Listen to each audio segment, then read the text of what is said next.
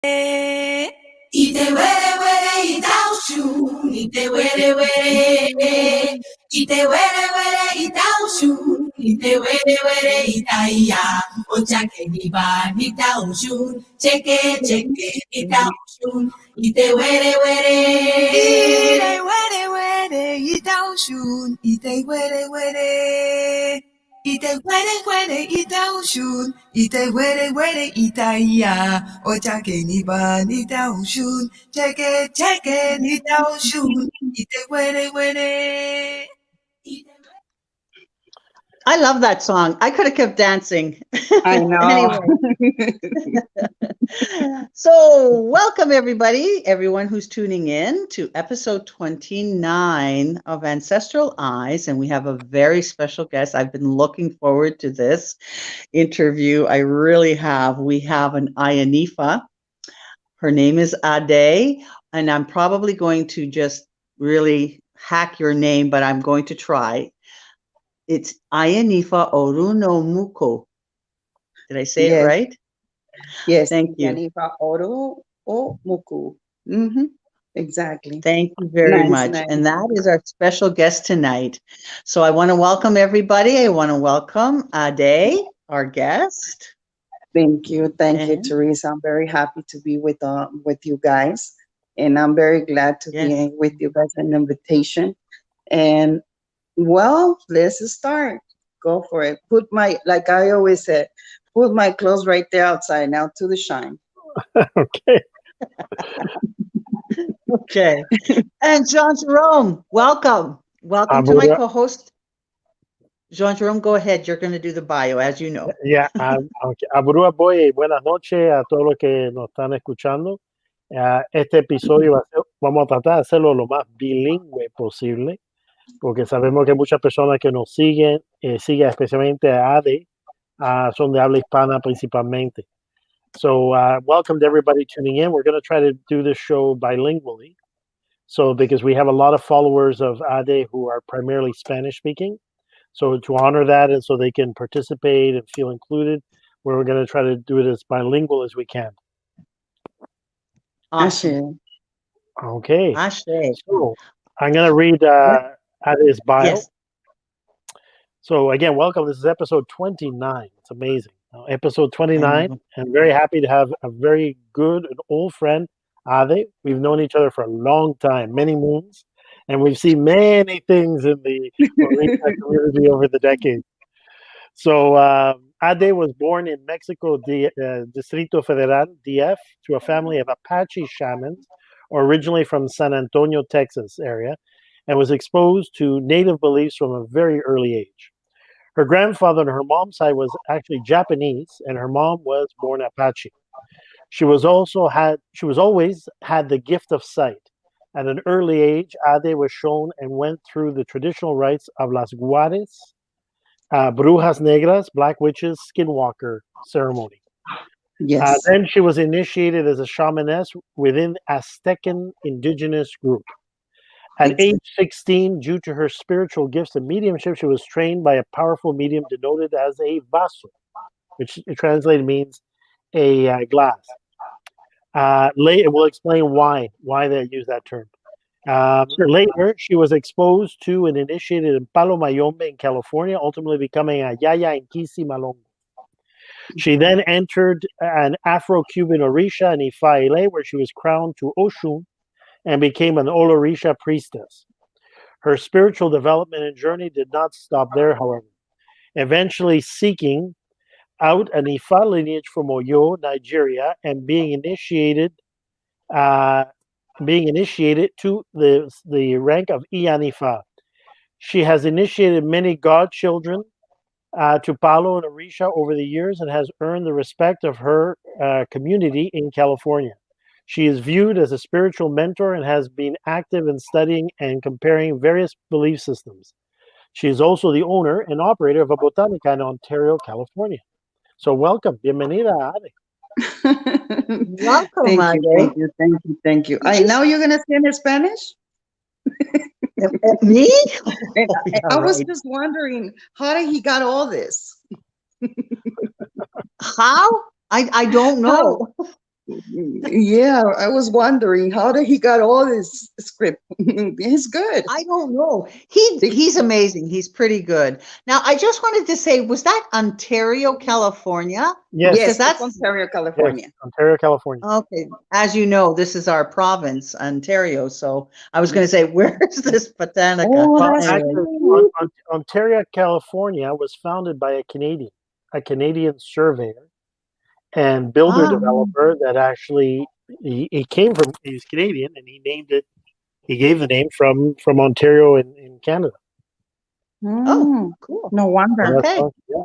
No wonder. No There you wonder. go.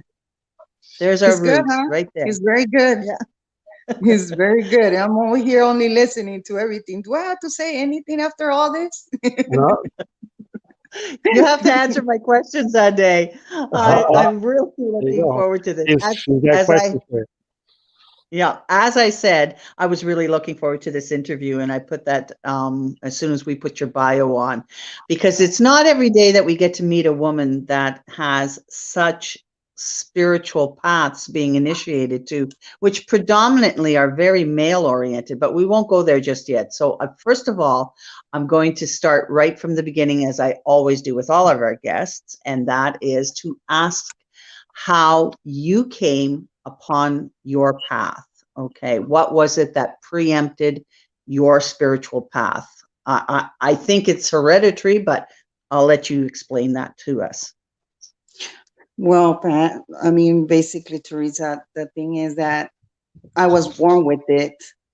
First of all, I was the chosen one from my grandmother, something that maybe I didn't understand at the moment, you know? So I just follow each step that I was going to. Like John said, everything. I mean, I was born in Mexico. I mean, my grandmother was the main one who did and start everything with me. So when I went and I do the ceremony of Las Guares, like John said, I mean, I didn't even know what I was exactly doing because I was little. I always I was only learning. I was learning everything by my grandma, what she was telling me to do. And the most important thing, to be honest, and to this point, and I even use it with my god kids and everyone, is like, don't judge anyone. Listen, hear, see for yourself, and quiet down, because that was one of the main words that my grandma used to say. Because you're little and you keep asking, and she would tell me like, quiet, just look at me, follow me, look at my eyes, and you're gonna see everything. So that's how I start experiencing the most important thing of my start in all this, and who I become to be a Iyanifá now. So wow.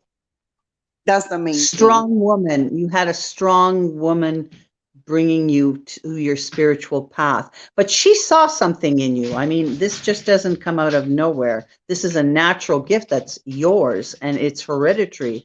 So, you know, as I hear Teresa from my mother, you know, my mom, she suffered a lot from me when she was pregnant from me. So my grandmother already was waiting for me to be born. And that's when she starts with the ceremony that we call Osain, which is a bath of herbs. Right. So I don't know if that has to do too. And besides the ceremony of the waters, that's when I start with the skinwalker, being a skinwalker. Wow. And that's and even and at that I young can age. exactly. Wow. Exactly. That was a very young age when I start with all that. That's my young age when I saw the witches, when I see the way they transform. So for me to be 3 years, I mean, it wasn't shocking, but it was something that I was going to live with, you know? So as me, as acceptance. a leader from my house, my kids, my grandkids, I don't scare my grandkids. I teach them. I listen to them. to everything. So I mean, so they won't have no problem in life later on. Right. Right. We always learn from the generation past. So kudos to your grandmother and to you as well for taking that and now taking it to that next level so that you can share your teachings as a teacher, as a mother, as you said, and as a grandmother. So, you know, honor to you. Now, what I wanted to ask you is, I know when you work with spirit, do you have an entourage of spirits? And are these the ones that you came with from birth, or were they introduced through initiations? Well, basically, I do have one, which is, we call it Dayoto or ancestor, the one that comes with me. I do have several other spirits who I work with since I was little. And besides, I have my grandmother too. Ah, so she's around you as well. She's with me. Beautiful. She's with me. Beautiful. And then I got some other spirits that they were given to me when I was like 16 years from John said about that lady. She was a very powerful lady. She really helped me a lot. And she's the one who basically guided me after my grandmother. Oh, okay. So when your grandmother passed, you had someone else step in as a teacher for you. Is that what you're saying? Yes. Oh, okay. Fortunate, very fortunate. Was this someone that your grandmother knew, or was this someone that was part of a lineage of the witches, let's say? Nothing to do with witches, nothing to do with none of my family. It's somebody that just tried to help me out for what I was going through. Because remember, I'm a skinwalker, and when you're a skinwalker, it's not very easy, and it's not easy life for you to understand. And that's where I wanted to ask you then my next question. What is a skinwalker? Can you define it? Because there's so many, you know, these are things that some people have read about or that you've seen on TV, but what is it? Can you tell us from your own experience what that is? I can explain that very clearly to you because I love it. And the good thing is that, you know what, Teresa, that since I had the ceremony done for my grandmother, I can easily balance that. Because I have seen other skinwalkers that they don't have no balance and they can go through a lot of trouble with it. I don't, because what we do is we transfer to an animal or any other creature. Right. I know what animal I can transfer. And I have one of my daughters, there's the youngest one, that she's a skinwalker. But she does transfer. And it's a little bit scary sometimes because she doesn't have the balance. And maybe because I make the mistake that I didn't do exactly what my grandma did to me. Maybe it's just going to take experience, life experience for her, and this is her path. I don't know. What do you think? Well, you know what? What I did for her to stop her a little, because she did experience when she was younger, and she was like 12. That's when I saw her doing it, eating the animal, because she was hungry. So every moon, every red moon, she will change. Ah. And you can't say what that animal is, right? Because that is specific to her and it is sacred, right? I can say if I want, because she can tell honestly, it's nothing bad, and it's really nice. And she's an OloOsùn too. Mine is nice too, so I'm proud of mine. Like, I'm sure she's very proud of hers too.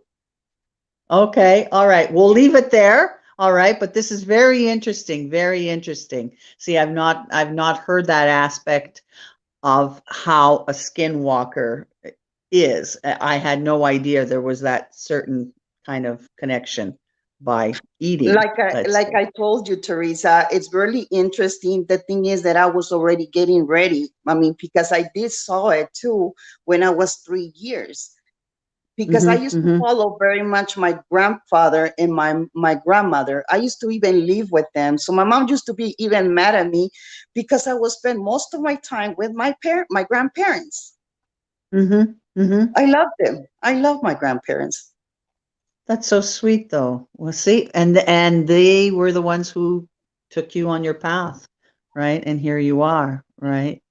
Awesome. I love that. So now, my other question to you is, do you prominently, and I think you've already answered that, you prominently work with one spirit. Do you work with one spirit at a time, or do you gather all spirits when the time, when you need to do a healing or some sort of working, when something needs to be done? Do you call one or several? I don't call nobody because they already know. They already know, and I already know who's coming. Also, when I'm gonna go to those, they call the misas espirituales. When they call me, like on a week before, I already know the matter, and I already know the problem. They're already telling me this, and they're telling me that. So when I get to the misa, it's like maybe you and John already. I have my notes already. They're exactly what I'm gonna say. Yes, exactly. Perfect. Awesome. I'd love to do a misa with you, but maybe someday. I love misas. Yes. Okay, so we'll carry on, but so I'm going to ask, what is your practice? What is it that you do every day on a daily basis that reaffirms your spiritual path or paths? And does this also include, well, obviously you have a Botanica, and does this include your working with your Botanica? Like, in other words, do you make those lotions and potions, the herbs and all those things that are required? Is that part of your practice, is to keep in tune with your spirits? Tell me. I make lotions. I make all kinds of powders. I make all kinds of things, baths for people, individual, for each of them. I don't make a whole thing for, and just sell it. No, I make it for the person that is going for. And I make other for the Botanica too, but mostly of the time I don't spend time in the Botanica for the reason that I'm always traveling. I travel a lot. So the one who takes care of everything, the whole store is my sister, basically. But she's not involved in none of this. So, you know what? I'm the black sheep on my family. So you do all the behind the scenes work, and she is sort of the store manager and keeps it going and keeps it running, right? No, she's the main one. Basically, she's the main one. She's the one who does everything there, but I'm the one who does the spiritual on all the way in that store. If they need me, I come to the store and I do whatever I need to do, and then I leave. So I travel a lot. It sounds like a great relationship. You're lucky. You have a good relationship with your sister and are able to do that. I'm envious. Well, we do have a good relationship. The good relationship is that she just respects who I am, and that's it. And she does knows a lot, but she just won't say nothing. Yeah. Maybe she just doesn't want to know, just kind of goes with the flow, right? Yeah. Ignorance is bliss. Yeah. What? Ignorance is bliss? Yeah. Okay, so now I'm going to tackle a little bit of the harder stuff that I'm interested in as a woman. Okay. So the social issues in regards to the type of spiritual path that you have taken. Okay.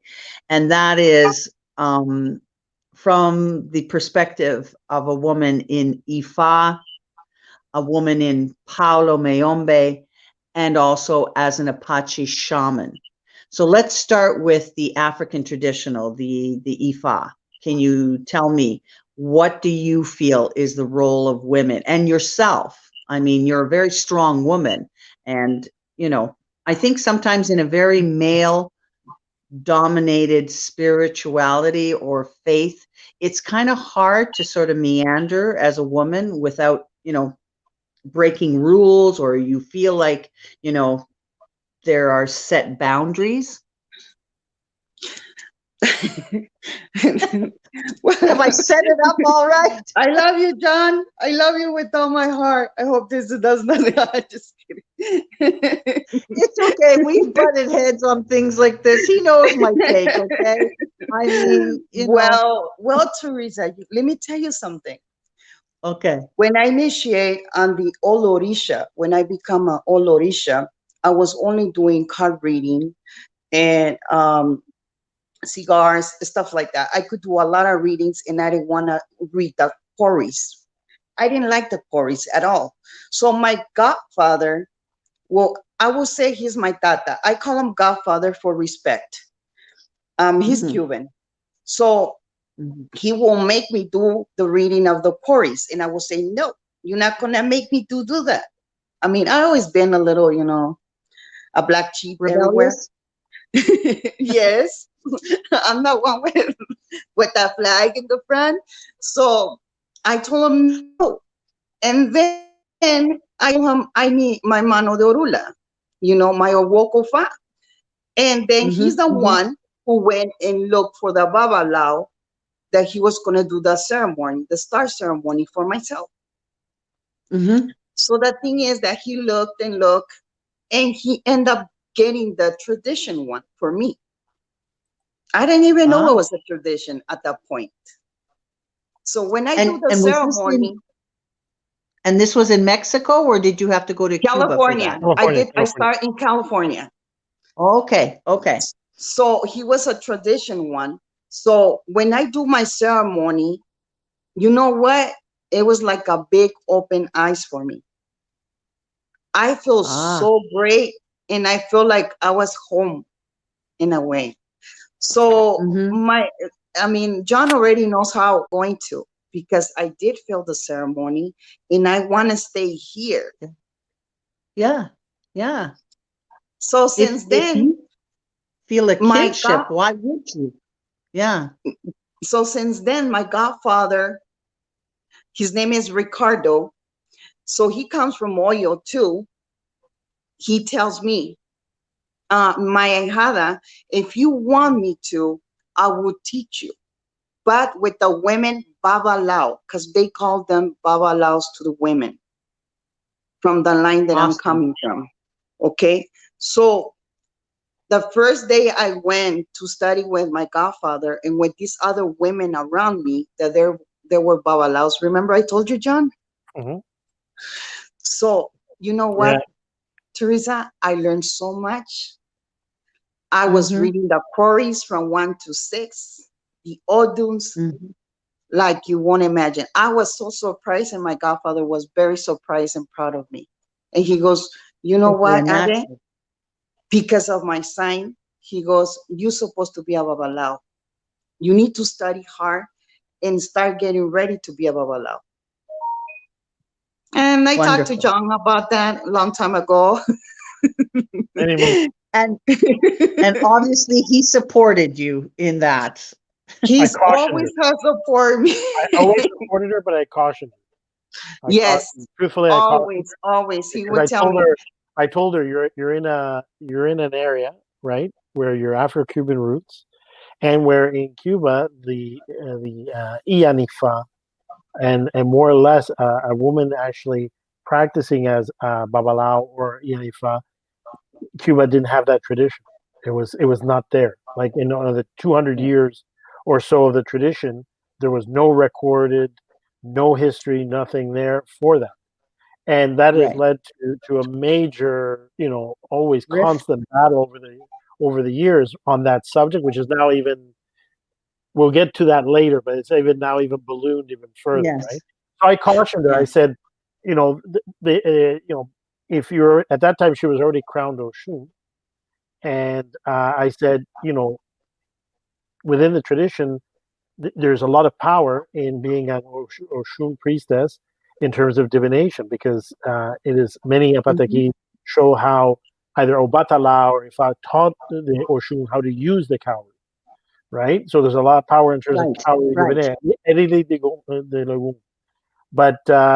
But you know, she spoke more with that person, and she made her decision. And of course, I back her up 100% as her friend. Always. Wonderful. Wonderful. And see, that's the whole thing. You know, it's like we spoke about this in private. I am sick and tired of a very male-dominated society, and one that always interferes in women's spiritual paths.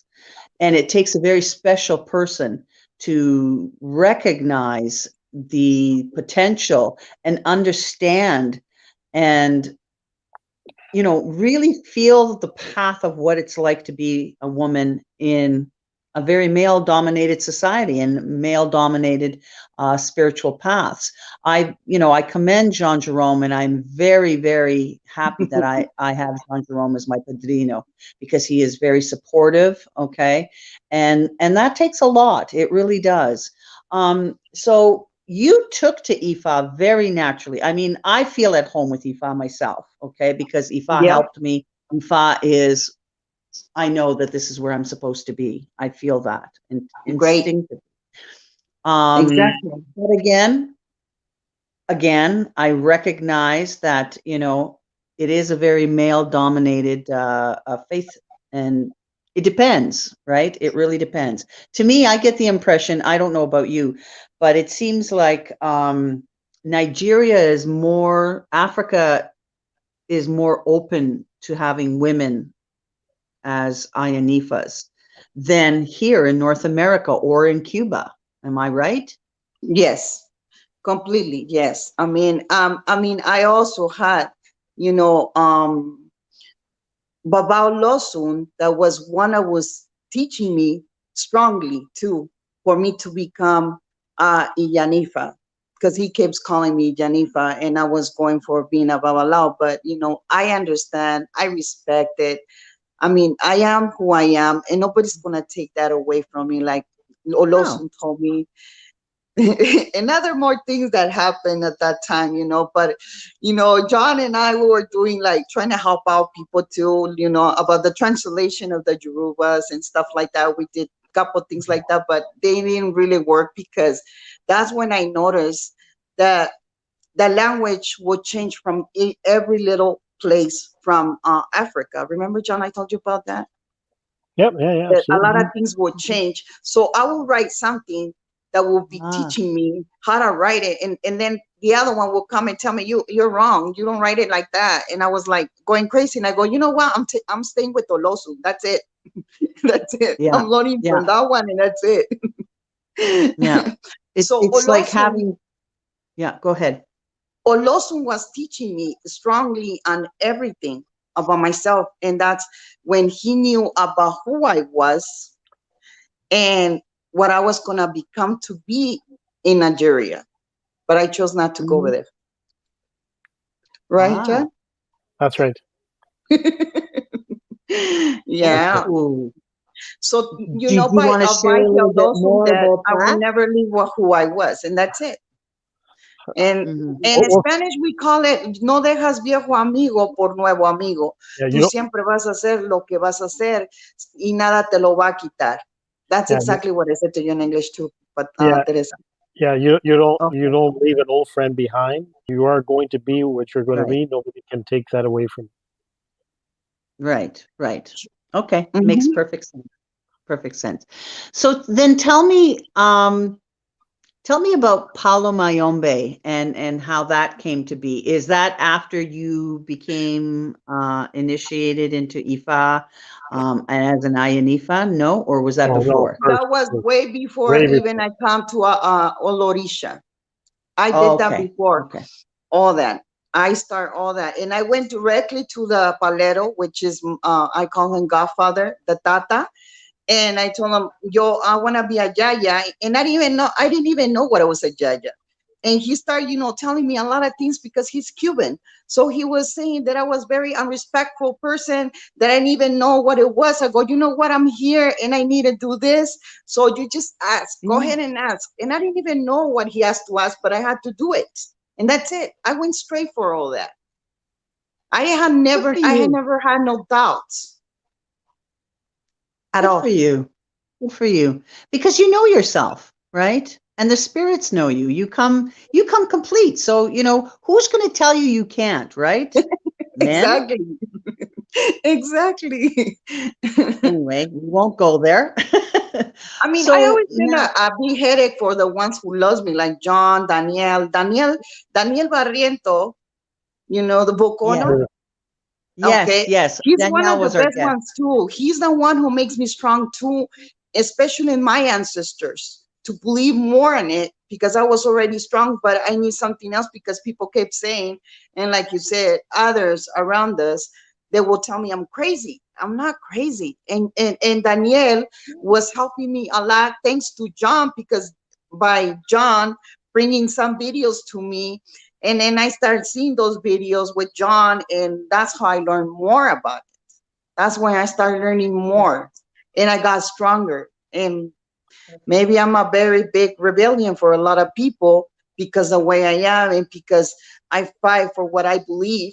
And I think every woman supposed to fight for what they believe, but study first and understand exactly where they're going to. Ashe, ashe, ashe. Absolutely. I'm with you on that. Strong women. Jean-Jerome likes strong women around him. I think he accepts the strong women. Because he's a strong man, right? He doesn't care. His mom was the best one, because sometimes, you know I what? know. That's why John knows about Palo Mayombe, because John will ask his mom, and we will be talking, and she will be telling him, and even his dad.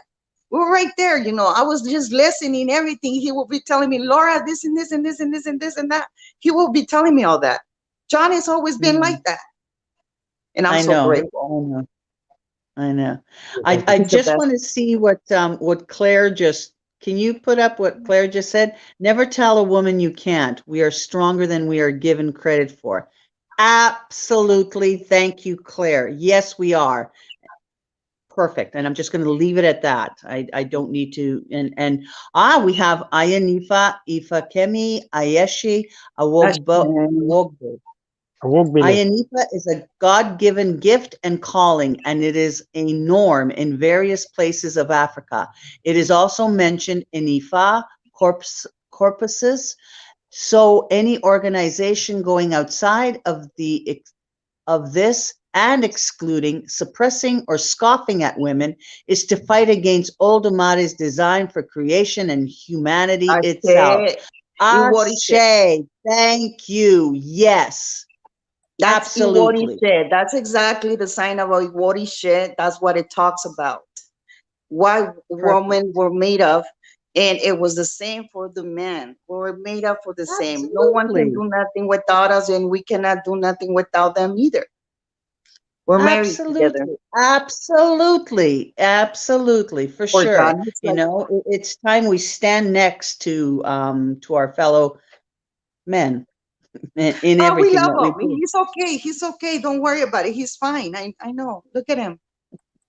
John, we love you. He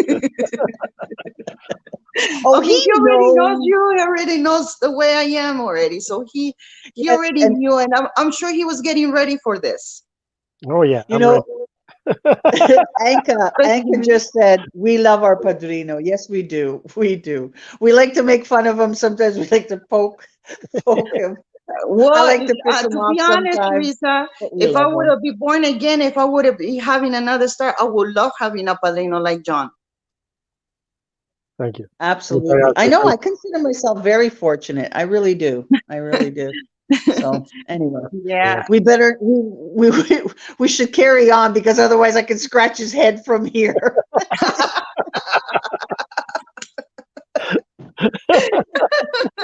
I understand. All right.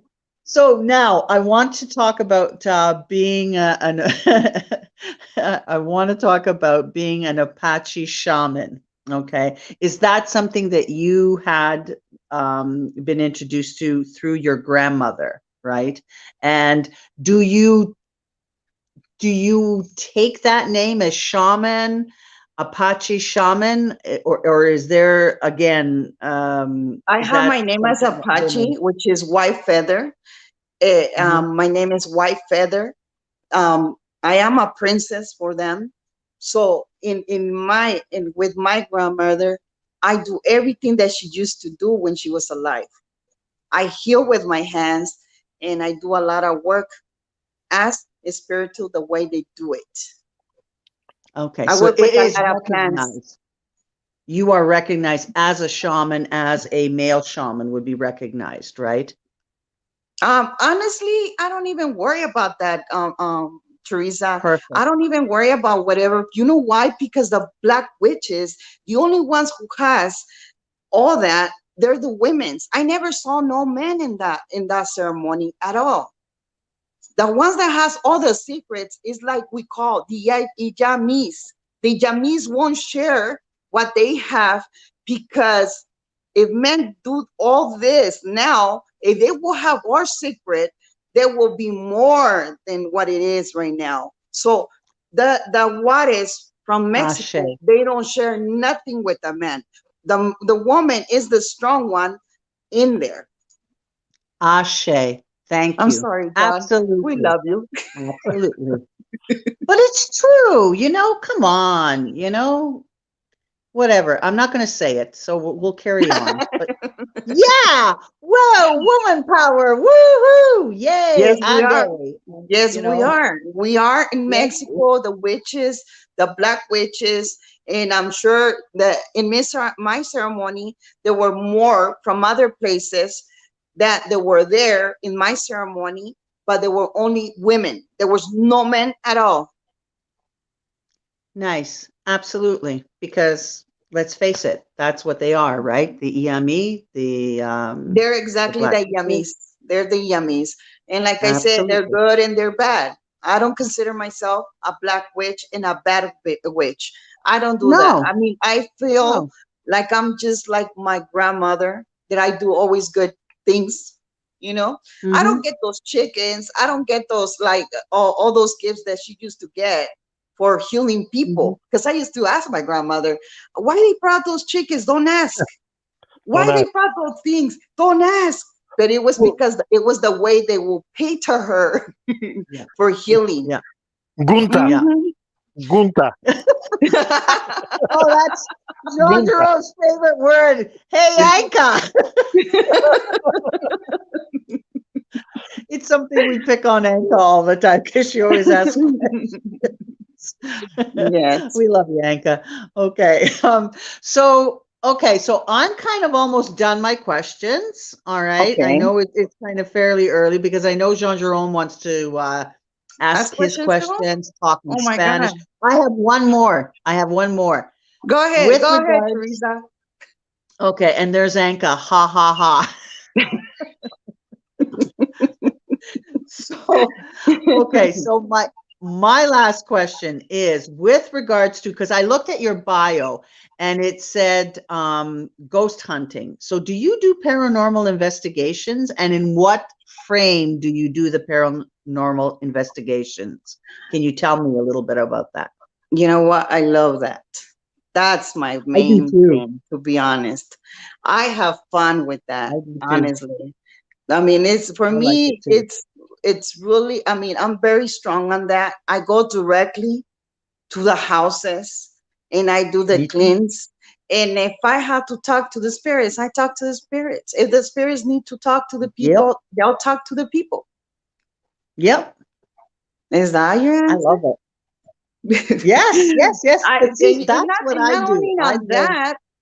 And not only on that, Teresa, there's a lot of things that I have seen. That is why I'm so confident of what I do. Absolutely. And I'm not scared of anything. Absolutely. No, and I totally understand you. I totally get it. And good for you. Yay, Thank strong you. woman. Okay, so Jean-Jerome, I'm going to let you take over. I'm just going to excuse myself because one of my dogs threw up, so I just want to clean up. So Jean-Jerome, if you want to ask your questions in Spanish, whatever. So excuse me. Thank you so much. I'll be right back, okay? You're welcome. You're welcome. You're more welcome. So Claire has a question for you. So do you get to know the person before you make your mixture of herbs for baths, etc.? Yes. Basically, what I have to do is a consultation to see what's going on, the matter. The same thing as we do with Ifa. You know, we don't just do anything. That's it. I don't play with the people's life, I would say. Because you can't just do anything and give it to them without asking if it's exactly what she needs or what they need. Oye, John, ¿que no tiene que ser en español? Sí, vamos a cambiar. Puede decirlo en español también. La persona Claire ha preguntado si ella, si Ade conoce a la persona y adivina antes de preparar cualquier medicina para la persona. Entonces, Ade, ¿tú puedes decir la respuesta en español también? Que cuando yo voy a hacer la medicina para las personas, antes de limpiar, yo necesito preguntar a mi orula. Yo necesito preguntar, yo no puedo dar cualquier medicina. Tengo que ver exactamente lo que persona necesita para limpiar a la persona y para que no tenga problemas. Porque cuando tú haces cosas inadecuadas, las personas pueden tener problemas y sus problemas se hacen mayores de lo que ya los tenían. Exactamente, exactamente.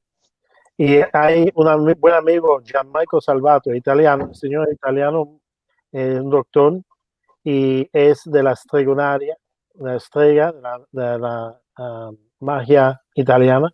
Él pregunta, how does your tradition treat gender and non-binary expressions of gender? Which tradition? ¿Cuál, John? ¿Cuál tradición? Esa es la cosa. Vamos a decir, no porque si trata de las brujas negras, en las brujas negras no son aceptados los hombres. Lo siento mucho, pero ahí no hay hombres en esa área. Si estamos hablando de los chamanes, we're talking about the shamans, well, there's not a problem. And after in el palo, it has to be only men and women. And we're talking about Ifa, and where I am, it's women and men. And we do other things. You know, we do give a kofa to everybody that needs it. Jamaica specifies, yes, I mean the shamanic tradition. There's not a problem for that. Not a problem. Es que si estamos hablando de los bisexuales o los transexuales, eso no tiene ningún problema. Como chamán, they can do anything. And Jamaica dice, thank you. You're welcome.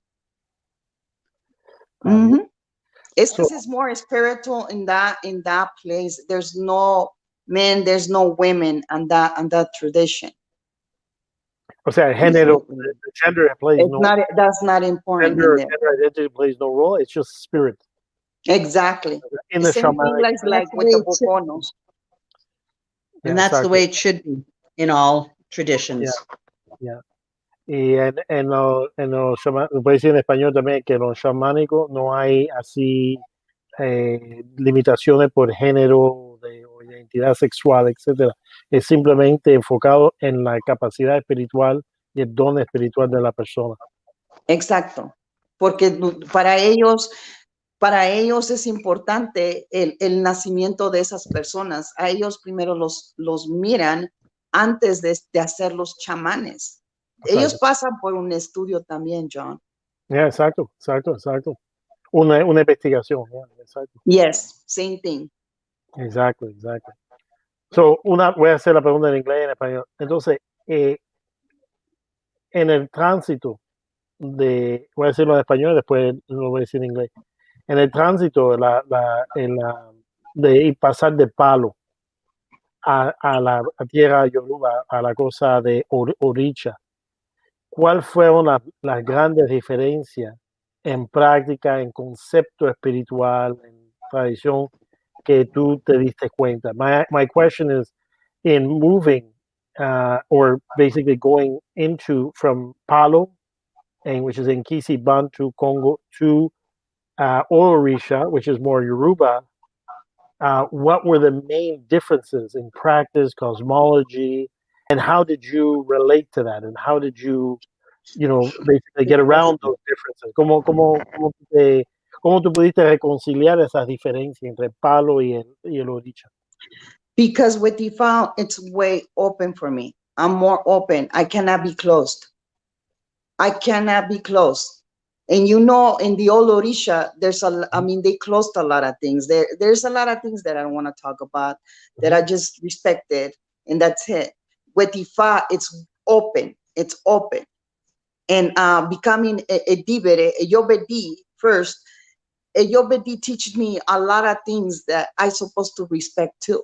So I respect all that, but I understand who I am and how much I have to learn more. And then I feel like I am free and I can do all that I love. Mhm. And I can manage very well in El Palo. I'm good in El Palo. Very good. Obvious. Bruja Negra, what can I not do? John, you want something? Huh, Teresa? Oh, yeah. En español, huh? I forgot. Sí. Lo que pasa que yo me siento más libre en Ifa, porque en Ifa yo me puedo desenvolver como yo quiero, como yo soy, todo lo que yo soy y lo que represento. So, siendo Olorìsà, en el Olorìsà como santera, tiene muchas limitaciones que no están conmigo, y menos siendo Edíbere en Ifa. Entiendo, sí. Por esa razón yo me siento más desenvuelta, más abierta en Ifa. Y esa es mi parte, donde Ifa a mí me deja ser todo, pero respetando todo lo que está también en la tierra. Exacto. Did you hear, Teresa? Did you understand? Yeah. Nope. She says that Ifa gives her the freedom and the freedom and the latitude to be anything that that her spirits, it's not her as well, but her spirits want to be and to express it in any way, right? Right. Just to be clear, what Ade is referring to is the spirit of each Odu. Okay, when you talk about the spirit of the Odu and you live the spirit of the Odu, that you see that the Odu talks about many facets of life, nature, and spiritual expression. And not all of those expressions are necessarily practiced or find their manifestation within purely Yoruba tradition or Afro-Cuban traditional structures. They're much more global than that. If Ifa is truly the word or the intermediary between the divine and all the divinities and humankind, it cannot be singular in its cultural expression or its manifestation in practice. Absolutely.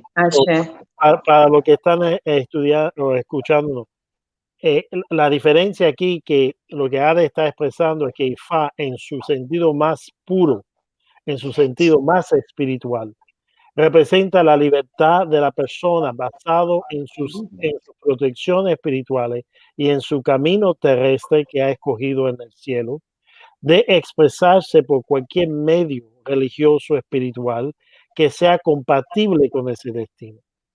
¿Okay? Por eso también en el afro-cubano, en esa parte, antes, lo que la gente se olvida un poco, muchas veces muchos signos afro-cubanos, por también la mezcla de los diferentes esclavos que vinieron a Cuba, había caminos de Ifa o de Ifa que decía que la persona podía practicar el palo o que podía expresarse, o sea, que había recibido el espíritu de Ifa, que había recibido su destino, sabía su destino porque su destino y su expresión estaba en otra tierra, podría ser la tierra de Nkissi, podría ser la tierra de Ocha, etc. Y esa separación de función es muy importante. Translating into English. Again, that in the Afro-Cuban, even in all our Odus we find the Afro-Cuban, it talks about the different expressions, spiritual expression ability with each Odu, for the person to express themselves in different spiritual paths. In Cuba, because of the mix of the slaves that were brought over, that's why many Odus of Ifa will say a particular person does not belong to Ifa. They have received the destiny. In other words, Ifa's mission or purpose is only to reveal destiny. But the actual expression of the spiritual forces that support that person are not, tied to just one cultural linguistic group.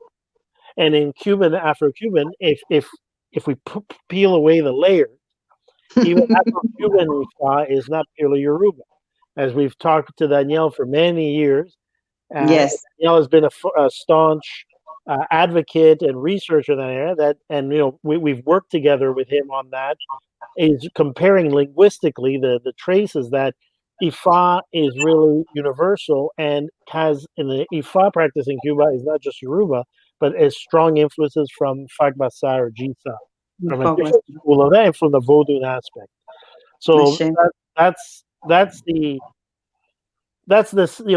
general paradigm that we're talking about here, and then why in its truest sense, the way that Ade expresses herself, and has gone through so many different paths. There's a continuity through all of them, which is spirit.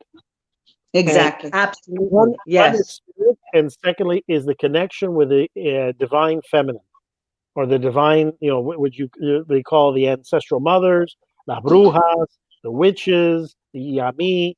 But those two threads go all the way, through her journey, and we're finally confirmed again with her Odu, as she mentions, of Ifa, Itefa, Yaya, which is Oyekun Ilombe. Exactly. Absolutely. Wow, he's good, huh? He is. He just kind of whips an entire textbook right before you and gives you the summary, right? The Coles Notes summary, right? Basically, that's Ifa. So, what's Facebook user says? Why I see the energy. I believe that's Ken. Is that you? Why I see the energy on things and people, but not the aura colors? Oh, no, this might be Chris Allen. This might be because he's talking about Cherokee ancestors. According to 23andMe, I have Cherokee ancestors. Yes, this is Chris Allen. Yeah.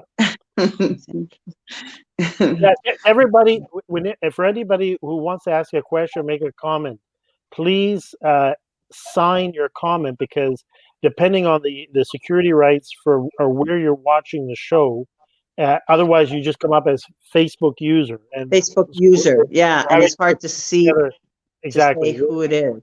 So, para los que nos siguen, si pueden poner su nombre al final del comentario, porque por la regla de seguridad de Facebook y StreamYard, si no aparece solamente como un usuario misterio, Facebook user, entonces no sabemos con quién estamos hablando. Correcto. Yeah. Any more questions? Oh, we have many more. Okay. Oh, God. It's okay, Ade. We won't put you on the hot seat for too long. In terms of we've shared a long relationship with our good friend Daniel Barreiro, Bokono Dafoji. How has the awareness of your ancestor helped and helped to shape your religious practice and the rest and the continuation of your journey? So, nosotros dos tenemos el privilegio de tener un buen amigo en común, Daniel Barreiro, Bokono Dafoji. Entonces yo te pregunto, con esas conversaciones que hemos tenido y ese conocimiento del Yoto, ¿cómo ha influenciado tu práctica religiosa actual y cómo ayudó a encaminar más y también a fortalecer tu camino y trayectoria religiosa? Well, Daniel ha sido muy importante en mi vida y es una parte muy importante para nosotros porque en realidad somos tres los que trabajamos juntos. Daniel ha sido el brazo más fuerte también, aparte de John. No tengo palabras para lo de Daniel, simplemente Daniel para mí ha sido algo que a mí me ha dado más seguridad y ser más fuerte de lo que yo soy. Daniel Barriento, Dao4G, he's become very, very important in my life. And he's very important in my life since the first time I met him because of John, basically. Thanks to you, John. He make, he make me more stronger, especially with my Joto, my ancestors, to be more strong with them. And I had no words about Daniel because basically I feel like we're so close that wherever I feel I need to say or talk to him or have an advice, Daniel is great. I'm doing it. And the same thing with John. So it's like I'm so grateful because I have two of them that they're very strong in my life. And I'm not even, I don't even worry about nothing because I have them. Thank you. Gracias. Thank you very much. Jean-Michael says, Jean-Jerome, that was brilliant explanation. Thank you so very much for that. And Iyanifa Oorun O Mocu, thank you so much for your generous spirit and teaching. Thank you. Thank you. And actually, the Cherokee is a user and person tuning in is Sarita Roth. On the run, writing about Cherokee and the question on aura. Okay. Yeah. So ella pregunta si dentro, yo supongo que la pregunta ella está haciendo, and the main question she's asking is, in the Cherokee belief system, there's the question of aura, of the aura of the person. In the Apache, in the shaman, is there a similar belief or practice? I think we have everything more similar, and it depends of each of us. Same thing. So it's like we have that. I mean, we cannot make the Apaches to be something that they're not. It's just what we have and what we come with our ancestors. Ashe. One of our watchers, Tonya, hello Tonya, says, can you explain the divine feminine? What is the importance? On where exactly? Because the feminine, basically, we are very important in everywhere. It's everywhere. I cannot name nothing because the women is the one that has all the secrets, even in Ifa. They're the guardians. Absolutely. Too. The divine feminine is the divine principle. And there's no ifs, buts, or whatever, right?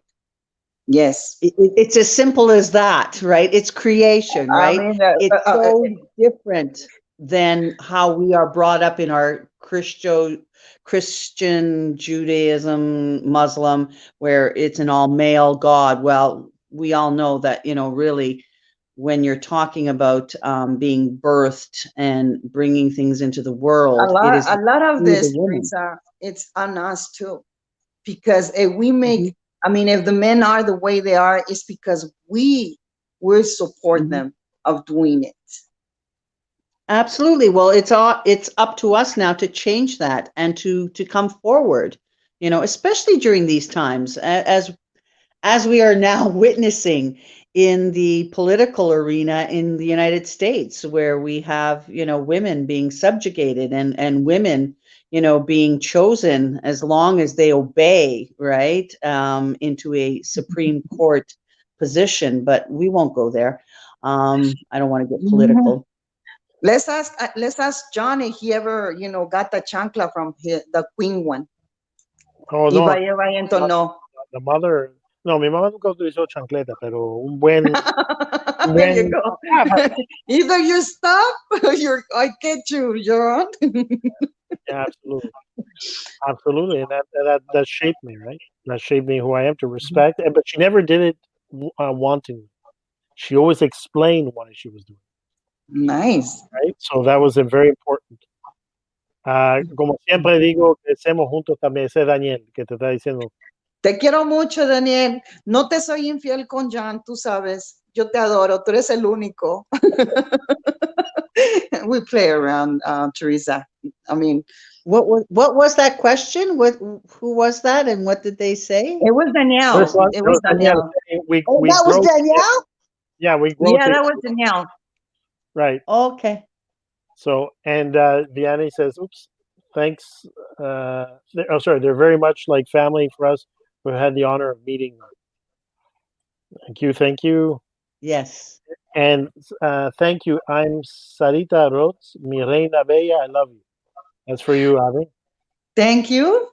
Thank you, Sarita. I love you too. Sonia says, thank you. She speaks English too. Mm-hmm. And somebody says, I'm sharing this is important. Okay, good. Thank you for sharing. Nice. Anything else? Oh, siempre muchas cosas. So, Go ahead, Jean-Jerome. Okay, no, but okay, what I like is the fact that we have the audience is very enthusiastic and very engaged, very active. So I want to give them more time. Sometimes it's not the case. So Iyanifa Ifakemi Aisha Awogbile says, I have a question about skinwalkers. Is it hereditary? About the skinwalkers. Yeah, is it hereditary? Hereditario. Well, basically, I think it's yes, it is, because basically my daughter is, and I was expecting my daughter to be, and I never saw, to be honest, my grandmother, because I should see my grandmother, but I don't know if my grandma, she was a skinwalker, to be honest. I just know that I'm a skinwalker. Mm-hmm. And that's, I think it's mostly the chosen one, because even my daughter, she's an OloOsùn too. Right, absolutely. Remember, John? Yeah. So just for people that are tuning in as well, this concept of skinwalker, okay, and because some people who are more familiar with the Òrìsà and Ifa practice, they may not make the association, but there are many examples of Òrìsà who are essentially had a role as skinwalker.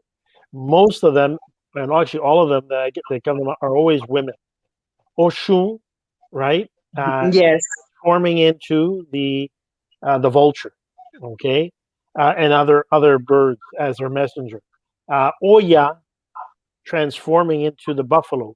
They call it buffalo women. In other words, the ability to transform into an animal that was, and that those are in Odus of Ifa, where it specifically talks about that transformation.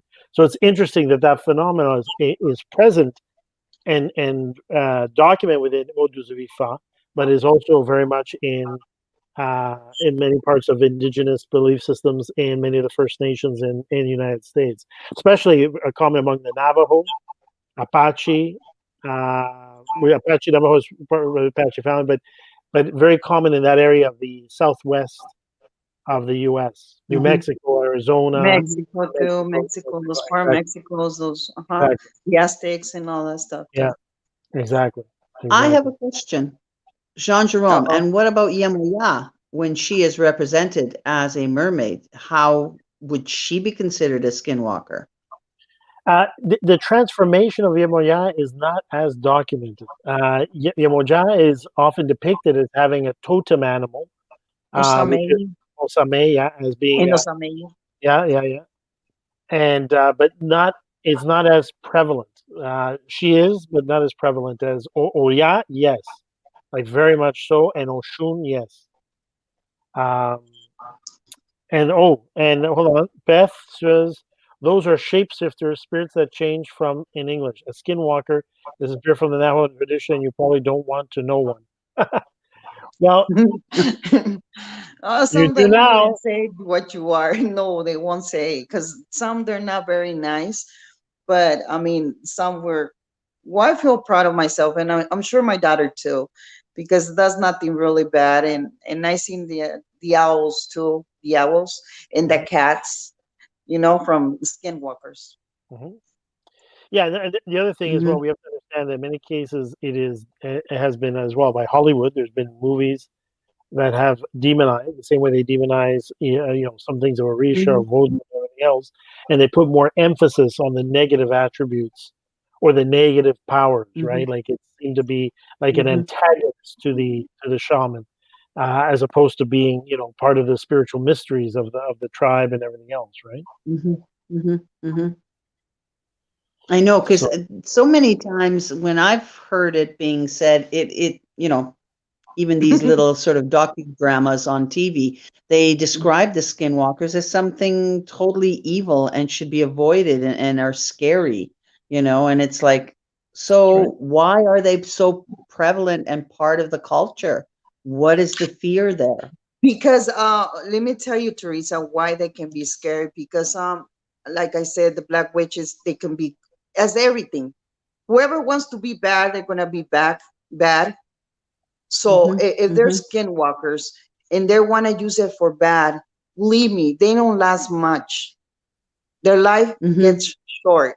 For some reason, things happen and they either they kill them or they do something to them, but they're gone. But skinwalkers, that we do the best and we help people, and we do it to protect our loved ones, because that's exactly when we can change, to protect Right. our family for Right. certain reason, and we'll just go and do our work, and that's it. And that's nothing Right. going to happen to us. But when I feel like when you're doing something bad, they die, they kill them, or they do something to it. Because let me tell you, the first Yeah. experience that I have with my daughter, I was scared, because I thought that she was going to do something, maybe eat a human or Hmm. something. You never know, to be honest. Hmm. But when I saw my daughter that she was eating an animal, so I go, okay. I mean, that's part of her transformation about Transformation. Yes. the animal she is. I mean, Okay. so Yes. as long as she eats the animal, whatever it is, when she's hungry, I'm fine.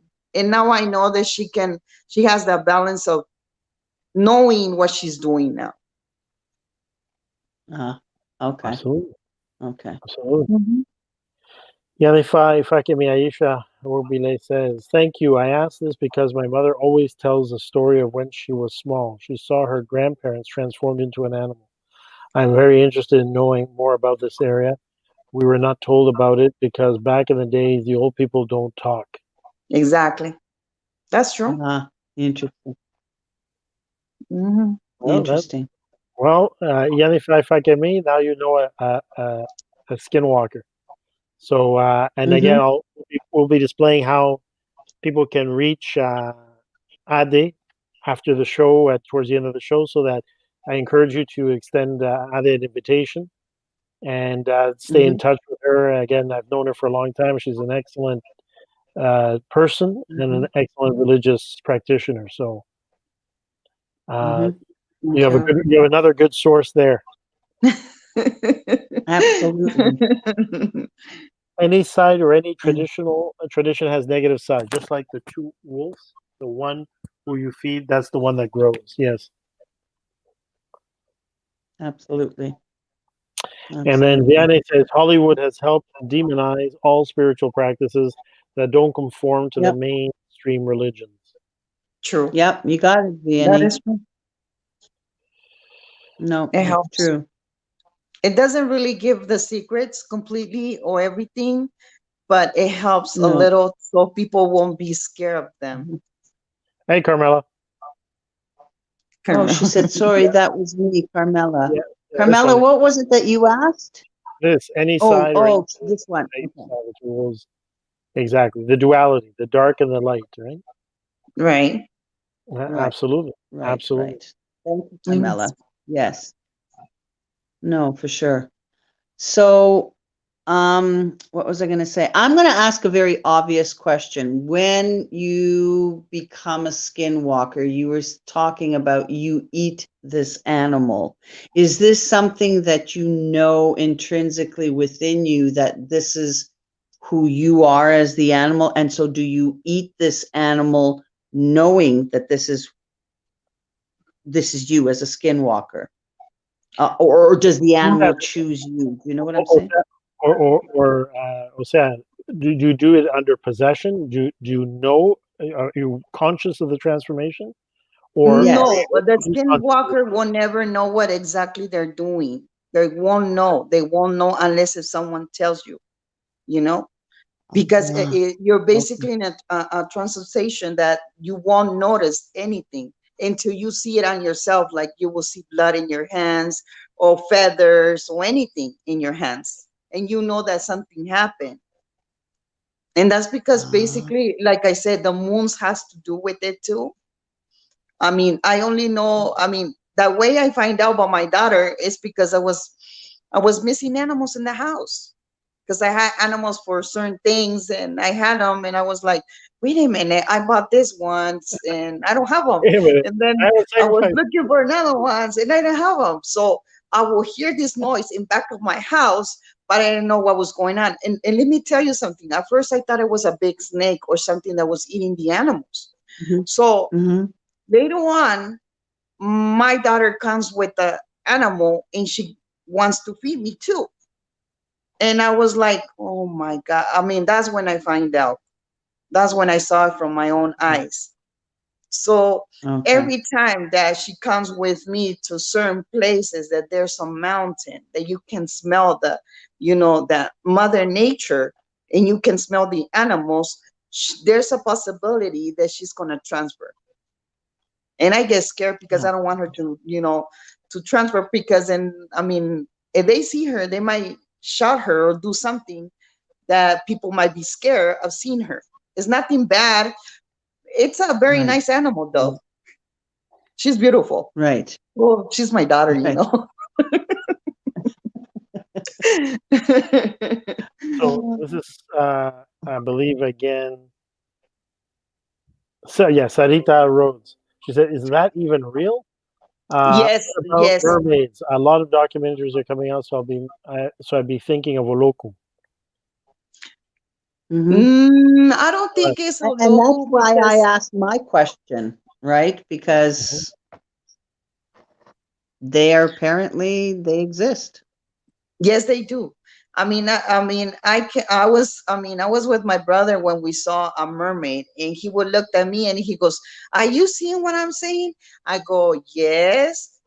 Do you really think that's what it is? I was like, "Yes." And we were little. I'm telling you that if I would tell you how many things I had seen, yeah. And for me, it's like something so natural, so normal. I mean, the only thing I haven't seen, to be honest, is aliens. I was about to see an alien, and that's the only thing I couldn't see. I wasn't ready to see an alien. An alien, right. Well, we know someone who actually has had an experience. Well, I'm not going to give it did she say? Carmela? No, wait. Carmela has another question after, but this one is Sarita. One day I went to a misa, and this guy was acting like a snake. Another one was eating fire. Can you explain about those entities? For myself, if I see something like that, when they're acting that way, I couldn't say it's something good, to be honest. A spirit with light does not act like that and does not make shows. He will come and talk and say what he needs to say, and that's it. To be honest, because I know what Sarita is talking about, because I have seen scenes from people pretending they're, you know, there's something, but they're not. Exactly. I mean, John, I've been through those things, and well, I've had so to answer Rita, my own experience, I've been in the consultation and where I've been consulting somebody, and the person had come to Ifa. He didn't tell me exactly the reason, but he had come to Ifa because he would fall into possession, and he would fall into possession uncontrollably in his workplace, right? And the transformation and the possession was such that people would be frightened because the movements and the actions would be something almost serpentine. And he came to the consultation. He's a very serious person. He's a business person, a father of family. Not somebody who looking for limelight or attention or anything else, but he had when I consulted him, and he had come late at night, because I'm like Prince Babideli calls me a Wokukusi, the diviner of the night, the late night. So he had come late night that day, and Batman, exactly. And he mounted in the middle of the consultation. So I had to pause the consultation, and his movements were completely serpentine, completely gone. I mean, the person was no longer there. What we were dealing with was an animal. Okay, controlled thing, and there was no audience. There was no, this was a show. This was an atambor. No. He mounted. It's the only and first time where I've seen somebody mount with the energy of a creature, of an animal. So we had to stop the consultation. Of course, we had to basically ask the spirit and remove the spirit in a sense, so that he would just basically recede, so the person could regain consciousness and be able to finish the consultation. But that spirit manifested to show his identity, to show the land that he belonged to show the origins of that person, right? And that person's origins were Fengwei. Okay, Fengwei. And this is not Danielle. Danielle knows who it is. Danielle knows who it is, because at that time I sought Danielle's counsel, because when I realized the phenomena I was experiencing, I went to Danielle, because I said, this is of this land. This is of Vodou. This is not of Òrìṣà. This is of Vodou. And so we went through that, and later the person crowned Òrìṣà or Vodou in the Cuba, in the Arara tradition. And once he crowned, it stopped or slowed down those manifestations. Right. So so I can personally attest to a possession of a non-human entity, but again, not in a tambor, not attention seeking, not trying to swallow fire for the sake of swallowing fire.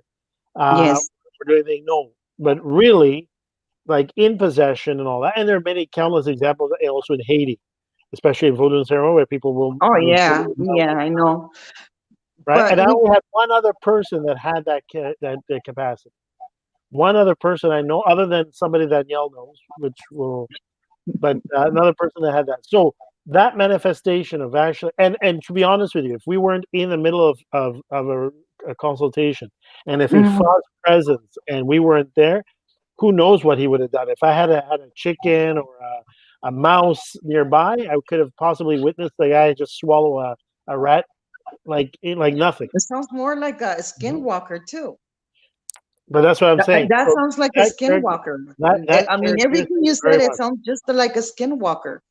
But and that's what I'm saying. However, the person's ethnic and religious, spiritual thing was Fengwei, was Vodou, right? And the entity then was put in check by, again, the crowning ceremony, which suppressed or allowed the person, but he still will mount, but it suppressed that a bit. It was.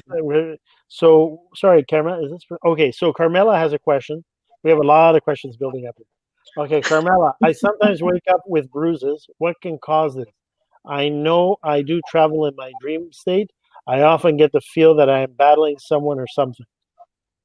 That can be true, because I do fly too. I used to travel at first. I started traveling when I was little, and there's a story behind all that, because I mean, I didn't believe it about me flying. Have you heard the dogs when they bark? Mm-hmm. Yeah. So they barked a lot, right? So my grandparents or other people, they would say, "Oh, la muerte está pasando. The death is passing by." That's You know, right. the spirits are passing by too. They used to say that. So we used to hear all these dogs bark and stuff like that. So there's a point, I was like 6 or 7 years when I start flying. I start going to places and I feel myself like I was flying and flying and flying. But later on, I feel like when every time I'm trying to come, lower down, I will hear dogs bark.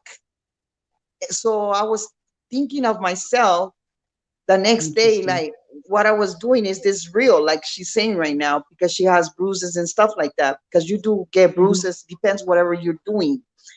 And so I hear in the radio, for some reason, I hear somebody saying that when you fly, you can go anywhere you want. It's because your spirit, actually your body's there, but your spirit's out. You're doing whatever you want to do. And you can go and you can transfer yourself to wherever you want. So when I start doing it, I'm on like next day, I go, I'm going to fly. So I say, I'm going to fly again. So I start doing it. And I start going by the dogs and I hear the dogs barking and barking. And I go, I'm going to go, because I have 3 brothers of mine older than me that I passed away before I was born. Oh, she's freezing. I wanted. So I said, I'm going to go. Oh, Give her a second. It's Give her a because second. there's so. You were freezing You a got little me? bit. Te estaba congelando un poco no. ahí. Yeah, your screen froze. Sorry. Está muy fuerte. El aire está muy fuerte. They have high winds. ¿Got me? That's what she's saying. Yeah. We heard you. Ya te escuchamos. Okay, so I experiment by flying and go to see where my brothers were. The next day, when I talked to my mother, I told my mom that I want to know where my brothers were located. And then I tell her everything about the location and everything. And my mom goes, "You're crazy. Who told you that?" And then I end up saying, "Well, I went over there." And she was like, "How did you go all the way over there?" And that's how I find out that I was talking the truth to my mother. And she was like surprised and think crazy. That's it. Yeah. But since I knew my mother was so surprised, I go like, I was right. I'm doing right. So I stopped fighting too. So those things, like when you battle, when you're sleeping, you are battling with something. Yeah, sure. I battle too. And I always tell people, when you're dreaming, if you have a big dream, a bad dream with your enemy, kill me. You can bring anything and that's it. You will kill it. Yeah. Sorry. That's how it is. I see things so easy for me that I don't know sometimes why people they struggle so much. well, I'm gonna read this comment and I'll make a comment myself. I have seen them all too. Many things I have seen is only Iyanifá that I know now for certain that I'm not crazy nor imagining things. Yes. No. Yeah. Well, Teresa, in the time that I've known Teresa, and 2 situations where Teresa introduced me to a client who needed help. Teresa can attest to the person or person associated saying, "You've been here. You've been in this place. I've seen you before. You've come into this house. You were here." And recently, Teresa knows of somebody else who said the same thing. And in both cases, I have actually traveled and seen these places in my dream and been able to describe the interior decor, the layout, the road there, although I'd never been there before in my life. Actually, we both had that similar dream at the time, and we were exchanging stories, and we said, "So what is?" Like, okay, we're obviously going to the same place, right? And sure enough, months later, we found out. Yeah. Jay Sword asks, what is the best spiritual advice that you have received? It is Jay Sword. Thank you, everyone. The best spiritual advice, el mejor consejo espiritual que tú has recibido. O sea, yo supongo en tu práctica o en ejercer y desarrollarte. I think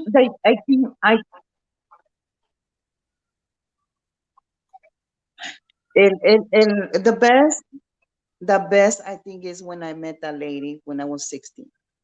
That was one of the best one, because basically the one that helped me to start going on every path that I've been going now and what I'm doing. That's basically the one who helped with this, because I didn't know how to manage John at that time.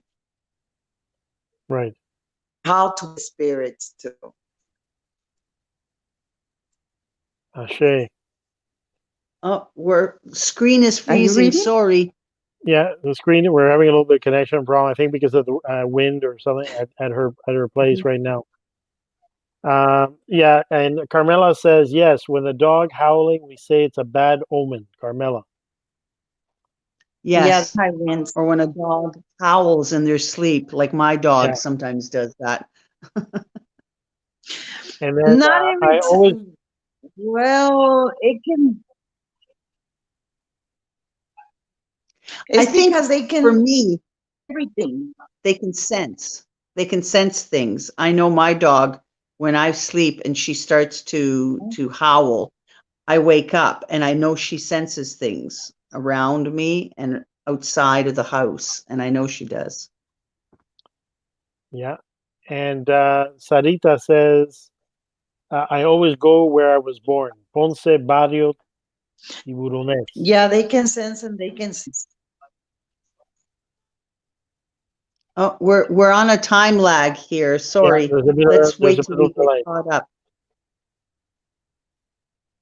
Ponce's Barrio, Tiburones. Or you're reading, yeah. Ade is about a few seconds behind in terms of refresh on her end. Mm-hmm. We'll let Ade. Can you hear us? Can you repeat the last thing you said about sometimes dogs sense and then you cut out?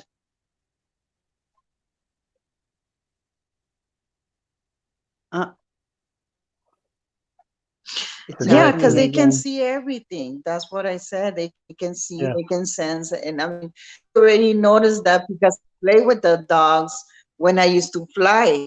That's what I used to do. That's why I know the dogs and the animals. Any animal can tell you when something is there. Yeah. Oh, that's for sure. They do, truly.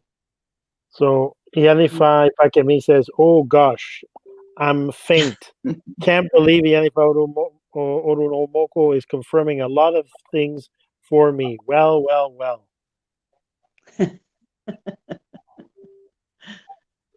Well, that's why we have these shows, so that we can bring people on to help others. It's easy. I love it. Thank you so much. No, that's really what our show is about, is to connect with other people so that people can reach out. You know, you're not alone and you're not weird. I'm not love shit, that's the problem. That's right. Mm-hmm. Okay, so Tonya says, I've always been able to feel people. I felt someone new recently. How do you travel without knowing the location? That's an interesting question.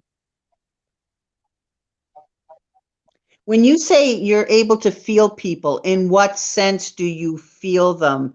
And you felt someone, do you mean while you're sleeping, or when you're awake? I'm assuming you're saying when you're sleeping. How do you travel without knowing the location? You just do. Your spirits will guide you there. I don't know. Ade, can you answer that? When I fly, it's because when I fly, that's when I sleep. I go to sleep. I have in my mind exactly my. Oh, I'm gonna fly. I know already going to fly. I want to go somewhere. I already have the balance of doing it. You know, when you don't know, just do it and maybe go anywhere, whatever you have in mind, it might take you to what you want to see. Mm-hmm. Mm-hmm. You can actually, I know when I speak, exactly. I know when I want an answer and I want an answer from the Iyami, I will go to bed with the intention of asking a question and they will answer. And that's when I know. So you can actually program yourself before sleeping to do something or to get an answer. And Facebook user here says, I was talking about. Yes, you can do that. But also, I mean, when you already have the.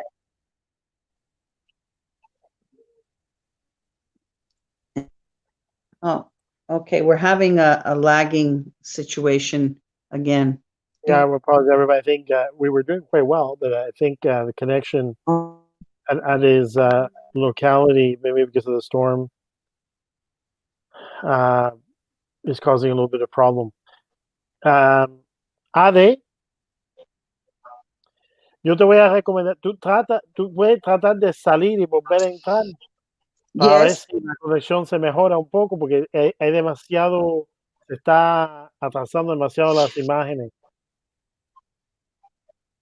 Ok, trata de reconectar. Yo te voy a sacar ahora, trata de reconectarte.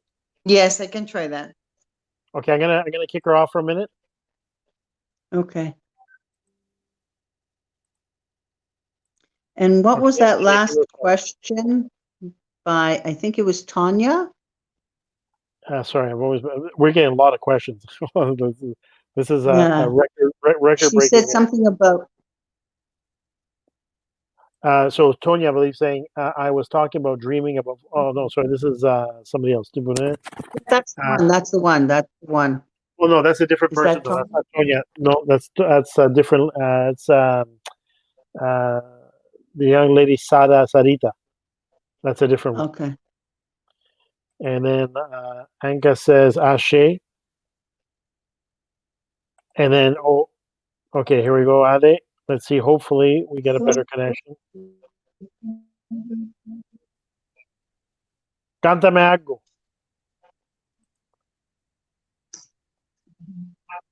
She's frozen. Oh, yeah, still si me dices que te cante, voy a cantar una canción chistosa y no te va a gustar. Canta, coño, canta. Sing for me. I'm telling her, sing for me, so I can see if there's a delay. No, tienes que go. I say, if I sing, I'm gonna sing something funny that you're not gonna like.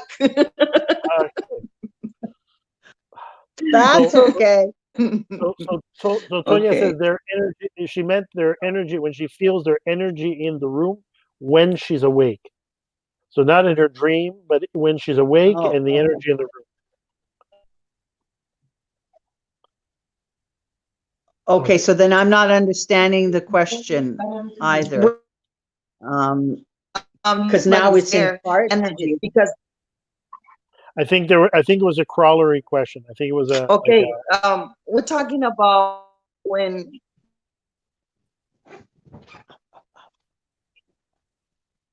Oh, here we go again. Somebody that wants to know when something is in that, when you feel like a spirit's in the room, it's easy to tell because you can feel energy, the energy of the spirit. It could be warm.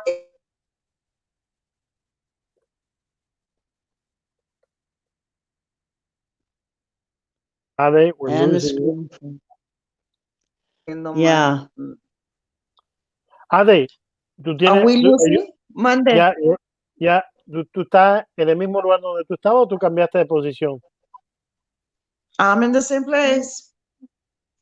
Porque la conexión está todavía muy lenta. Hay una diferencia de unos 10 segundos entre lo que tú hablas o te mueves y lo que se escucha.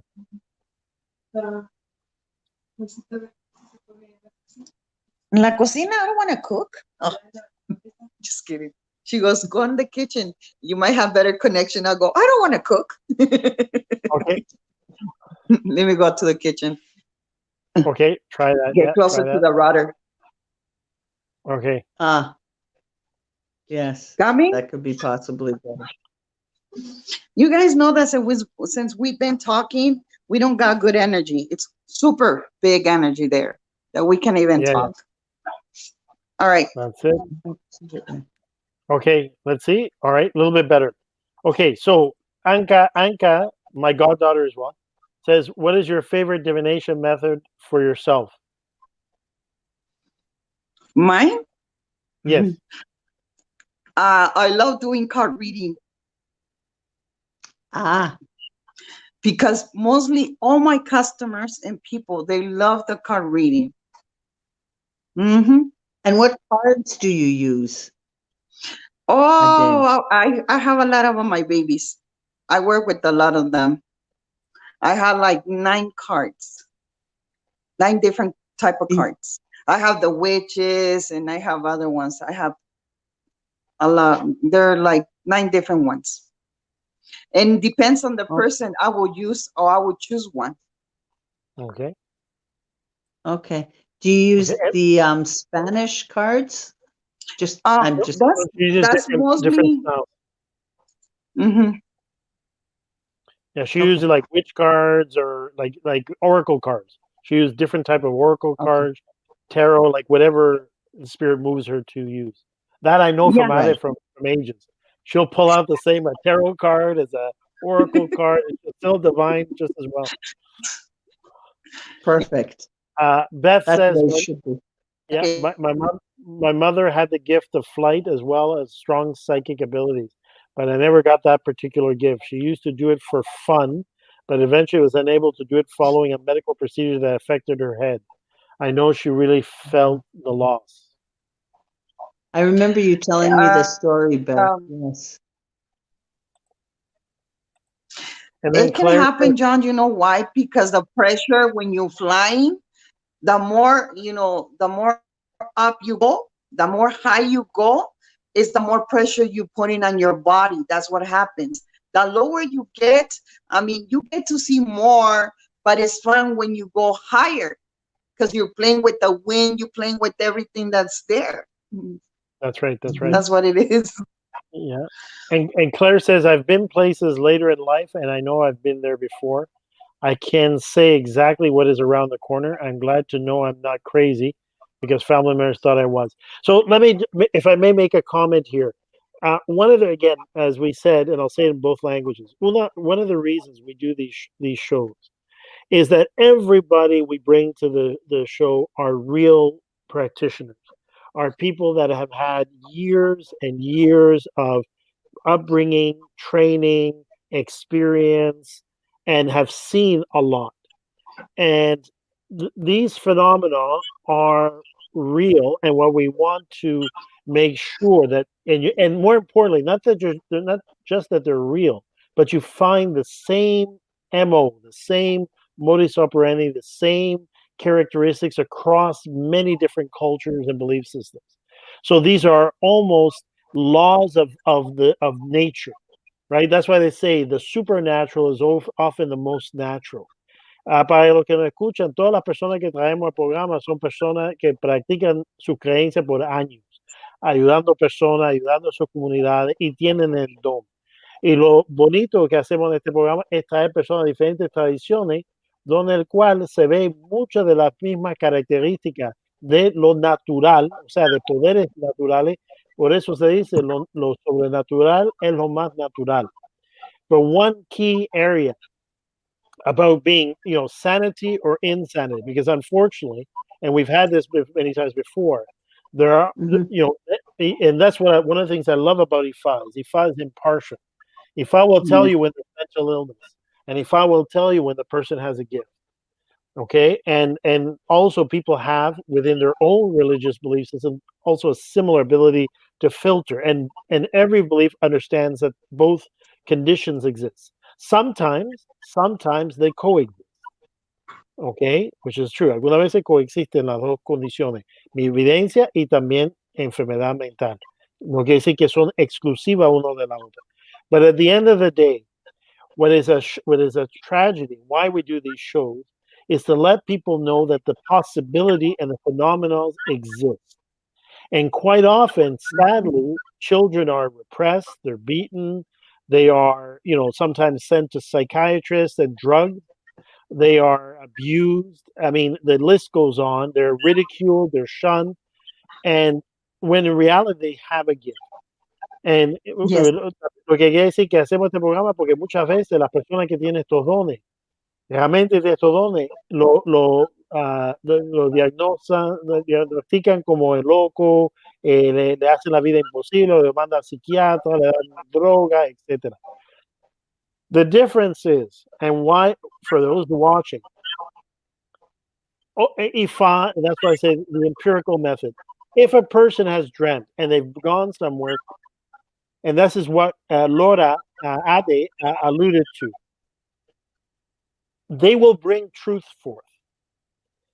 The same way that when someone mounts, they will say something which is absolutely impossible to have known or have precognition or to be able to know, okay?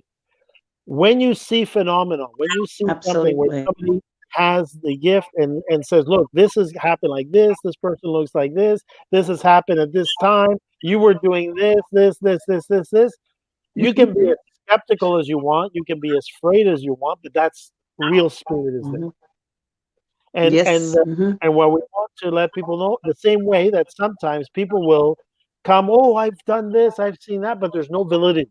Because nothing that they say in terms of message, nothing that they say in terms of diagnosis or in terms of is true, right? Because a lot of people sometimes want that experience. They want to be able to do it, and then their imaginations go, all over the place, and they start saying things which are not true. The key is always to be honest and to be, unbiased and impartial. If spirit, I don't care if they say they went to Alaska, I don't care if they say they went to, they saw me in a house, but if what they say, if their message is true, or they give an aspect which can be verified, you cannot ridicule, you cannot, because the person has spirit. Right? Absolutely. So. Completely true. I mean, people that we went through this type of experience, we already know. Even when we have to help a spirit, and because they can be others, demons and other there that they will play with your head too. So what I always suggest to people is like, hear your kids, hear what's going on. Don't put too much attention to it, but just listen to them, because when you put a lot of attention, maybe either they're lying or it is true. Just have that in mind. Don't even tell them they're crazy, because that can be true. And you know why? Because with the one, like I said, a chosen one from my daughter, when she was little, she will see the spirits and she will even cover her face. And I mean, sometimes I would be driving to some places and I will I will park and she will see spirits and she will tell me everything. And I'm sure she was very scared too. But sometimes I will ask her and I will try to find out myself what happened in the house and try to find out a little bit the history, because I wanted to make sure my daughter was okay. Right. But the truth was that my daughter was telling me the truth. 100%. So I had a lot of experience with my daughter too, and with my other kids too. 100%. Huh? 100%, 100%. 100%. Yeah. So, I mean, I know some kids will lie for some reason, because probably they want the attention or something else, or something's going on in their homes and everything. But this is real. And more now, because right now it's very open to find out everything that's in this world now, in this earth, especially, and not to say it's not true. 100%. Absolutely. No, it's true. 100%. 100%. That's exactly the truth. And that's why we want people to know that, right? Yeah, it's like the lady about the Vaso. Remember, I told you about the Vaso. Let's talk They about will that. call themselves, huh? Let's talk about that. The Vaso. Yes. Okay. Yeah, very good. Yeah, let's talk about Well, that lady, before she was healing people and doing working with the spirit world girl, she was on a mental hospital. So this nun went over to this mental hospital and got her out.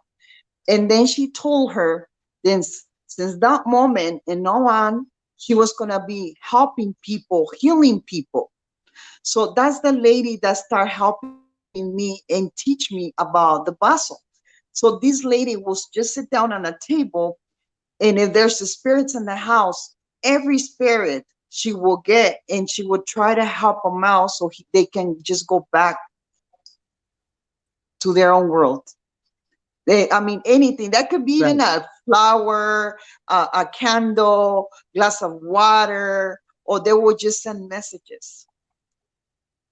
And that's they call a Vaso, because this person can do up to 7 or 8 spirits at the same time. One by one.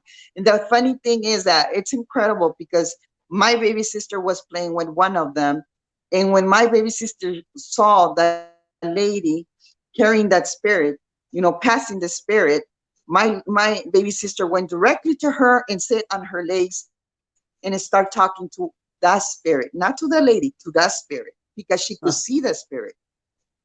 Right. Mm-hmm.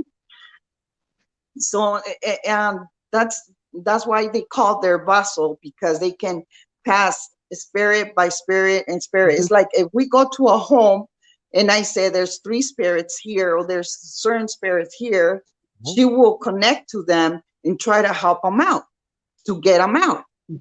That's how they clean the houses. That's right.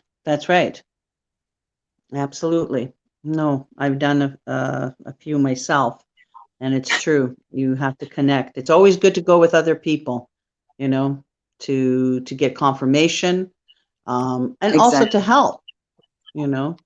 This is Carmela. She says, I encourage my daughter to ask as many questions to the children when they are saying something about spirit or dreams. Absolutely. Nice. We have to encourage, especially the next generation. Oh yeah, 100%. we need to get them ready. Absolutely. Yes. And to suffer a lot of the things that other people have suffered over the years, right?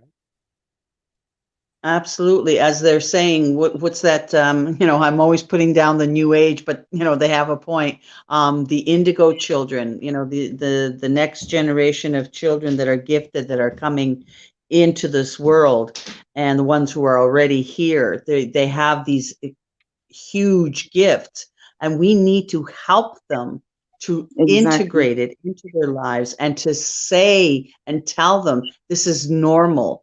Okay, it's not something to be ashamed of, or shunned, or afraid of, too. It will be frightening. There's going to be moments where it's going to be very frightening, but to face that fear, okay, and that's important, because this is the only way that you're able to communicate with spirit, and to be able to get confirmation of the work that you need to do, and like yourself, Ade, when you have your daughter there, your daughter is also helping you, and you are helping her. Oh yeah, they help me.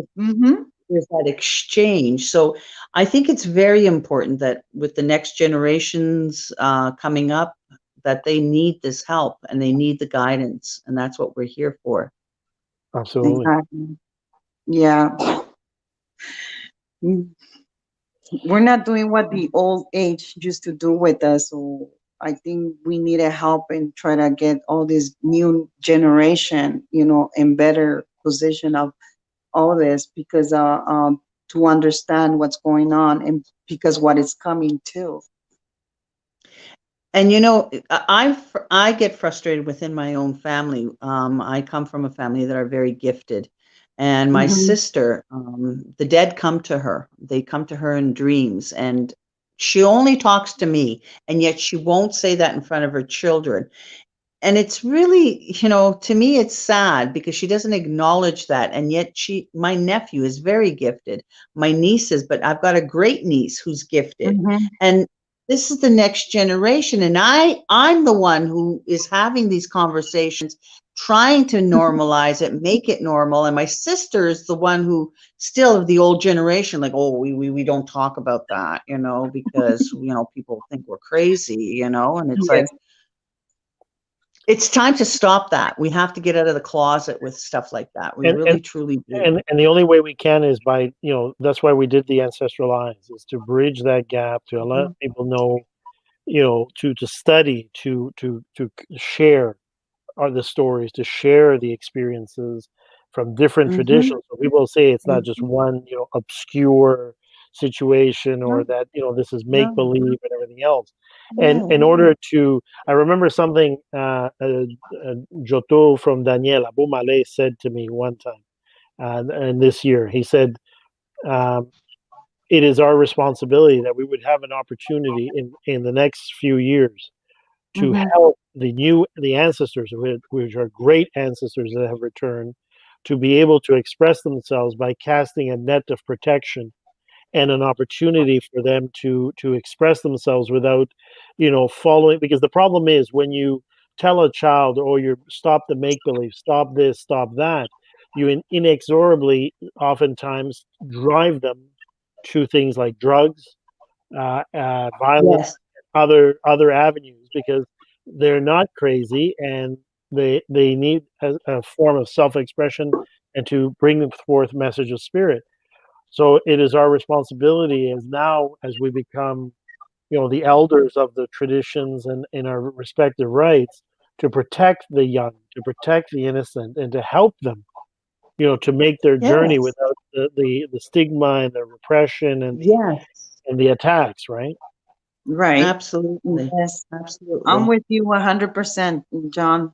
We gotta do that. I mean, that's the reason why about this sharing and doing all this is really important, you know. Absolutely. No, it's very important. And Carmela, Carmela I have come across some trickster spirits, not bad, but just tricky.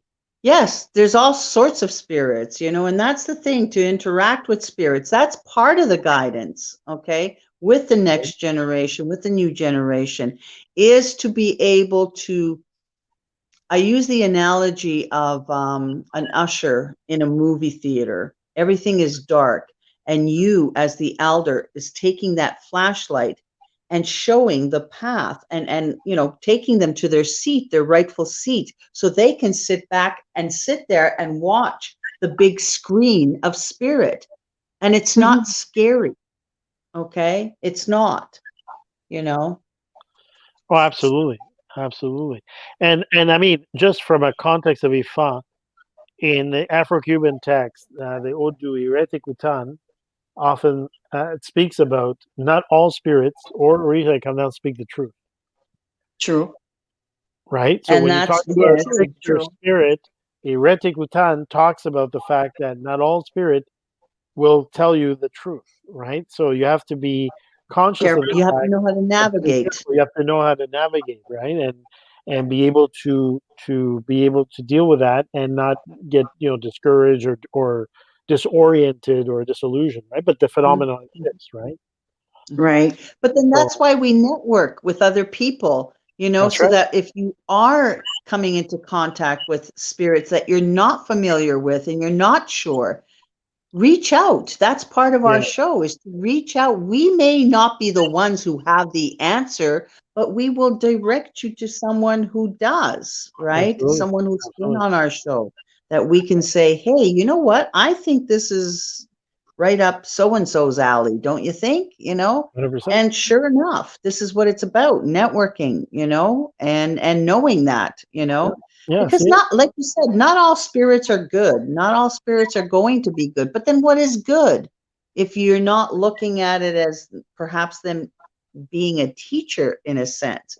But again, it's that fear of not knowing. And it depends on the dimension they have too. Exactly. The elevation and the intent as well. Sometimes it's the intent, right? Yes. Yo iba a decir una cosa aquí. What was there was a, oh yes, I was looking for the comment, sorry. Okay. Anka, again, had she heard what you said about that you use the cards and you love the cards. But I think what she's clarifying, and I'll put her comment up, is that I meant when she divines for herself, meaning, I'll say this in Spanish and then in English. En la hoja los mameyes.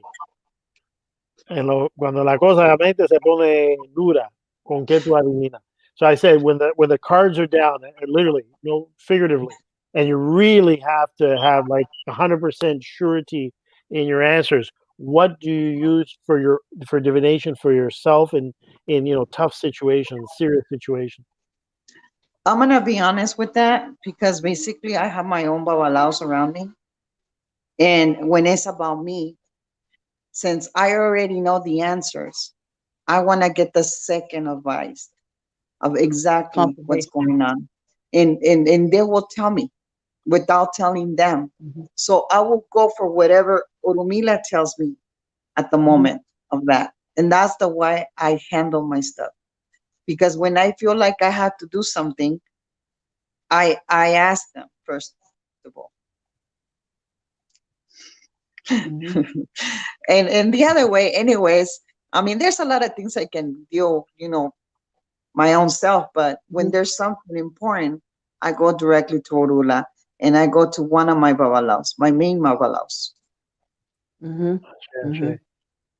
I don't bother John because John is going to tell me something and I'm like, I don't want to get, I'm just kidding. John is super, super busy too. So I'd rather have one over here and they won't tell me nothing. I told you. I don't want to hear that. I told you. Right, John? That's right. That's wrong. I told you. Yeah, I know. He's gonna tell me, I told you, Ade, I told you. You didn't listen to me. I was like, oh. Okay. All right. Carmela says, my make-believe friend had me drink a half bottle of alcohol at age 5 to 6. And I remember talking and saying, okay, we'll have a drink. And then I'd say, okay, now you drink. But I would drink twice. When my parents walked in the house, I was passed out. And thank God my dad realized it and induced vomiting. And I felt better the next day. This is why I don't discard anything. Yep.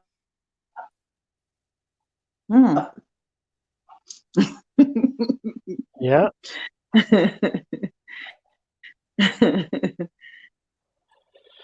Well, we have, as I said, there's a lot of experiences, a lot of things in this world to talk about. And, Ade, we're getting close to the hour 2. So this is usually when we wind down and everything else. Do you have a favorite saying or philosophy or una acotación, algo que tú, una filosofía por la cual tú sigues o tú vives? My ancestors. That's it. That's my philosophy. I follow my ancestors, my guides. That's it. Ashe, ashe, ashe. I'm just too close to them, and that's it. Okay. And then Claire says, thank you so much, Ade. To you all, blessings. I'm very grateful for this show. I continue to grow where I feel such comfort. Thank you, Claire. It's a pleasure to have you with us and all our guests, everybody tuning in, our godchildren and family. And it's always good to have everybody together with us. You're welcome, Claire. So, Teresa, is there anything you want to ask Ade as we wind up for tonight?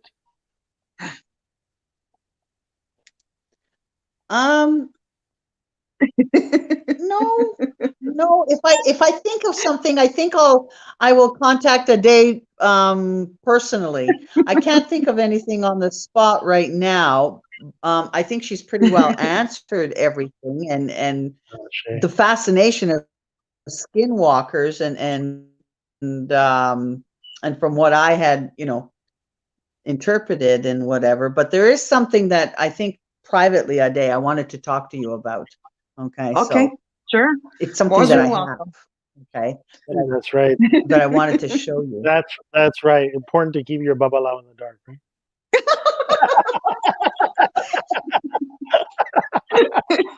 You're gonna do the same thing I do, right, Teresa? I'll report to John. I'll report to someone else because I don't want to hear him telling me, "I told you, Ade. I told you." Fun. Beth, thank you, Beth. This has been very interesting. Thank you. Best show yet. Not sure. Thank you, whoever that is, Facebook user. Anka, yeah. Much blessings to all. Yeah, keep allow in the dark. That's what she's laughing at. I know. Exactly.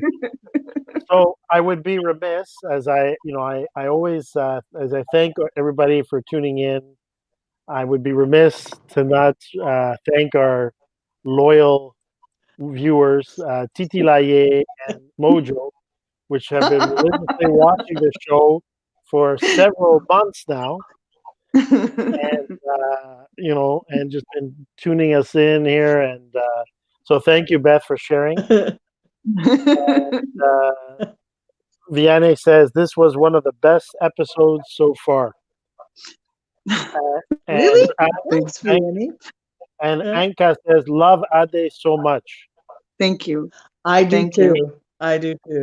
I have to say, this is one of my favorite shows. Thank you. I'm very grateful that you guys invite me. I mean, I did make up this day for you guys, honestly. Thank you. I want to thank everybody. I want to thank everyone for such a powerful show. Please leave a link so we can keep in touch with Iyanifa Oorun O Mocu, Asheo, best show ever. I put your Facebook link, Ade. I don't know if there's some other way you want people to reach out to you by email address or. They can just go on the link you just give them. It's better, Okay. So everybody, you can just check out Ade. If you have trouble reaching Ade, just contact myself and I'll put you in contact. Sure. And Anka says she's fan struck with you, Ade. Thank you. Thank you. And so I told you it was going to be a real good one. I was looking forward to this one. I really was. Yeah. So, Ade, thank you very much. Muchísimas gracias, amiga. Yes. Te queremos mucho. Thank you. We love you and stay strong. It was such a pleasure meeting you, Ade. Keep doing the good work. Keep doing the good work. You have a lot of people that love and respect you from all over the world, in California and in other parts of the States and Mexico and far in Nigeria. So thank you, and thank you for your courage to stand up for your principles and for always keeping people's best interest and their healing in first and center. So thank you. Muchas gracias por ser una buena religiosa, buena ser humano, buena amiga y buena madre, porque yo sé que tú cuidas mucho, no solamente a tus hijos biológicos, sino a todos tus ahijados y todos los niños así adoptados que uno tiene espiritualmente por ahí. Yeah. Teresa, anything you need to say? No. Okay. We'll see ourselves in private later on. Teresa's like thinking, what? I just have to get this babalao off the air. And then I know, I got you. I understand. John, Teresa, thank you so much for inviting me. Ifa, step aside. Ifa. I want to talk to you. Oh my God, he's good. He knows already. I told you he's gonna say, I knew that. I knew that. Ese Daniel, un grande corazón, aunque no entendí casi nada. Pero Daniel, te adoro, te amo, ya lo sabes. Gracias por estarme apoyando, Daniel, y estarnos apoyando todos nosotros. Yo sé que fue un poco más de inglés y todo eso, pero tú eres bien brujo, no necesitamos traducirte todo, Daniel, ya lo sabes. Y te adoro. Gracias por estar ahí al lado cuidándonos, tanto a John como a mí. Eres el mejor. Te queremos mucho, Daniel. Tú sabes que tú eres mi hermano del alma y te respetamos mucho y te agradecemos mucho. Y Daniel is like a dear friend to me, a brother in arms, and I'm very grateful for his friendship. And I know many of my godchildren who have had the privilege of meeting him are as well. So Absolutely. And we have Mariluz Barreras as well. She's impressed by the show. And from Daniel, saludo Manito y Teresa, que tengan muy buenas noches y bendiciones. He says, greetings, my brother and Teresa. Have a wonderful evening. Many blessings. You too, Danielle. You too. I wish I could. Your shows were translated every time Jean-Jerome puts them on Conseil or your link on some of the other groups. I really wish I could understand what's being said, because I always feel like I'm missing out, you know. I know what you're talking about. And you are, honestly, you are. You don't even know what I do with them. Bien, la próxima un traductor. He says, I understand. Is the next time I'll put a translator. Te dije que nos íbamos a salir regañados de una forma o de otra esta vez. Ahora tú y yo nos regañan. Okay. Well, to everyone, I bid you a good night, because I know Teresa, my co-host, is anxious for me to get off this line so she can talk about it privately. So I will politely step aside.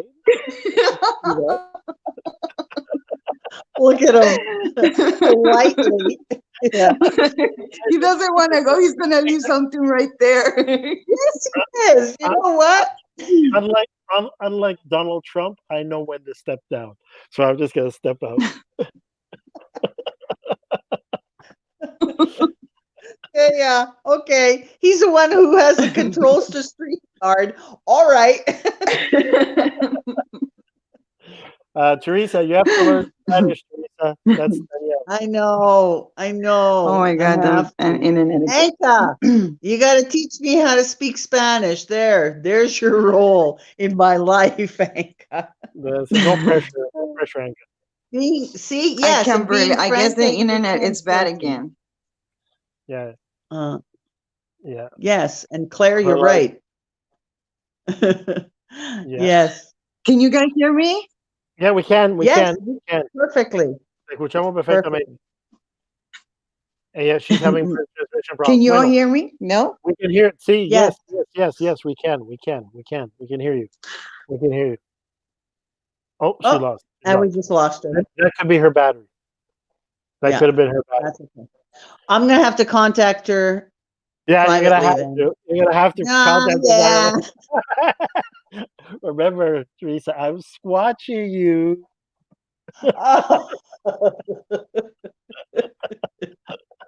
I like to keep my babalao in the dark. I like to keep my babalao in the dark. There we go. Well, everybody, I don't think I suspect that his battery has died. So everybody, good night, blessings. Yes. Bendiciones a todos los que nos escuchan, y gracias de nuevo para Ade por participar. Thanks to Ade for joining us on the show. Absolutely. And didn't get a chance to say thank you to Ade. Coming back. Let's see if she can. She is. And okay. Can you guys hear me? Yes, we can. We can. We get a chance to say good night to you, Ade. Oh, yes. I want to say good night to everybody. I'm going to have my goddaughter with. Oh, okay. Good night. Good night. Buenas Muchas noches. gracias. Buenas Good noches y night. gracias por la invitación. Siempre. Gracias. Buenas noches. John, can Good you night. hear me? I can hear you. I can hear you. Yes. I Ella can es hear you. my goddaughter. Es Ah, mi ahijada. Mucho gusto. Muchas Hola. bendiciones. Muchas Buenas bendiciones. noches. Tienes tremenda madrina ahí. Okay. Gracias All right. por dejarme compartir un poquito con ustedes. Esta es su casa, ¿ok? Y cualquier ahijada o amiga de Ade es familiar de nosotros. Los queremos a todos, ¿ok? Thank you. Good night to Bendiciones. everyone. Ok. Buenas All noches. right. Buenas noches a todo el mundo. Good night. everybody. Buenas Good night, noches. Odapo. Buenas noches. Good night. Good night, everybody. Good night, Ade. And I want to say thank you to everybody who tuned in tonight. As always, we appreciate. Now, there's one thing that I wanted to say before everybody leaves. We're planning something special in December, Jean-Jerome and I. Right, Jean-Jerome? That's right. And It's going to be a party. We're going to have a party on Ancestral Eyes, and we're going to be inviting some of our favorite guests. So anybody who's watching that has been a guest on our show, let us know if you're interested in coming on to a end of the year sort of Christmas, Yule, whatever. December 18th? Yeah, December 18th, the Ancestral Eyes year wrap-up, season 1 wrap-up. And party. Absolutely. Online. So we're going to have a party, and we're going to be inviting a few of our guests and those who tune in, like Claire, for instance, like Jay, for instance. We want some actual people who tune in and watch us every week to be a part of this show and part of the party. So we're going to have music, and well, we'll fill you in. Okay. We're ironing out the details, Jean-Jerome and I. So stay tuned. But we just thought we'd give everybody a heads up on that. It'll be an Ancestral Eyes year-end party at your own house. You just tune in and we all yap and talk. That's so, right. You know, I got music picked out already, a couple of tunes, because I'm going to be dancing. Yeah, you're going to be watching me dance. Woo! So anyway, once again, thank you everyone who tuned in. Thank you. Have a good night. Drive safe. Keep safe. And God bless. Bye. Bye-bye, everybody.